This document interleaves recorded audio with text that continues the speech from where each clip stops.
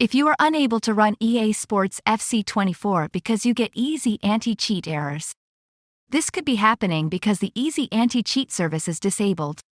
So follow the instructions of this tutorial to learn how to re-enable it so you can play EA Sports FC24 again.